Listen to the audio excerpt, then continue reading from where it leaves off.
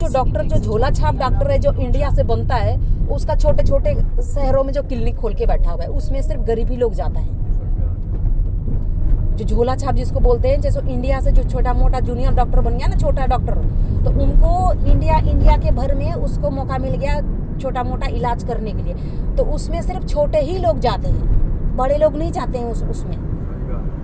उसके पास जो दिल्ली से जो कोर्स पूरा किया 3 साल 4 साल 5 साल इतना साल जो वहाँ से जो डॉक्टर बना, वो जितने भी है गली गली में छोटे छोटे मोहल्लों में डॉक्टर बन गए।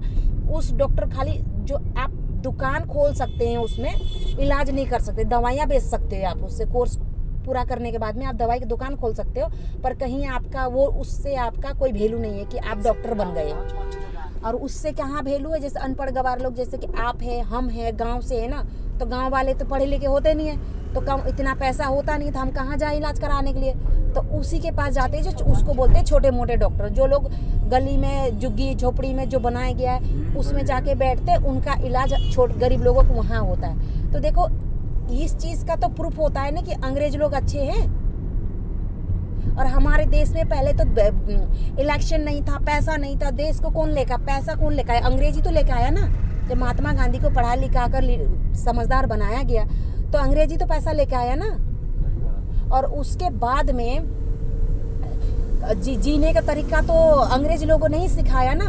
नहीं तो देखो, अभी गरीबी के टाइम पे सब लोगों के पास, अमीर लोगों के पास में इतना पैसा है, तो देखो फिर भी काम करने के बावजूद भी सब्जी के रेट की तरह, भाई हम तुमको 4,000 देंगे, 5,000 देंगे, 6,000 देंगे, ऐसा तो करना नहीं चाहिए ना। तो उस टाइम के ज़माने में इससे ज़्यादा अत्याचार होता था, क्योंकि अभी क्यों अत्याचार कर रहे, जब अगर उस टाइम नहीं होता था, हिंदू धर्म के लोगों ने या मुस्लिम धर्म के लोगों ने, किसके पास अन्याय, किसके पास वो है, इंसानियत है, बताओ जरा।